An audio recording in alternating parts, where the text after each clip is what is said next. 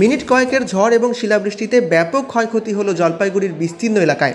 ঝড়ের দাপটে গাছ উপড়ে ভেঙে পড়েছে ঘরের উপর। একের পর এক ঘরের চাল উড়ে গিয়েছে। গাছ চাপা পড়ে মারা গিয়েছেন 2 ব্যক্তি।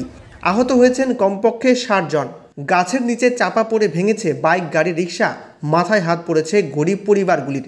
রোববার দুপুরে আচমকাই ঝড় বৃষ্টি শুরু হয় জলপাইগুড়িতে। 15 মিনিটের ঝড়ে বাড়িঘর ভেঙে যায়, গাছ উপড়ে পড়ে। ঝড় থামতেই দেখা যায় গাছের নিচে চাপা পড়ে মারা গিয়েছেন 2 জন। জলপাইগুড়িতে গোশালা মোড় থেকে রংধামালি যাওয়ার রাস্তায় গাছ ভেঙে পড়ে যান চলাচল বন্ধ হয়ে গিয়েছে বলে খবর। এদিকে গোশালা মোড়, বিবেকানন্দ পল্লী, সেনপাড়া, বার্নিশ মোড় সহ শহরের বিস্তীর্ণ এলাকা ক্ষতিগ্রস্ত হয়েছে। সমস্যা দেখা দিয়েছে মোবাইল নেটওয়ার্কেও। ঝড়ের পরপরই দমকল ঘটনাস্থলে গিয়ে হতাহতদের উদ্ধার করেছে। আবহাওয়া দপ্তরের খবর অনুযায়ী রোববার পর থেকে বেশ কিছু জেলায় বাড়তি উত্তাপের কারণে ঝড় বৃষ্টির সম্ভাবনা তৈরি হয়েছে।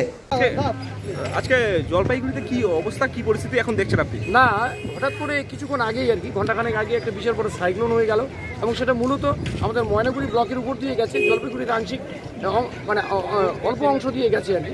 তাতে খুব ভয়াবহ পরিস্থিতি, অনেক মানুষ আহত হয়েছেন, 2 জন নিহত হয়েছেন এ পর্যন্ত যা খবর। এবং আমি হাসপাতালে আসলাম, আমি দেখলাম অনেকে কাতরাচ্ছেন, আবার অনেকের ঘর বাড়ি চাল উড়িয়ে নিয়ে গেছে।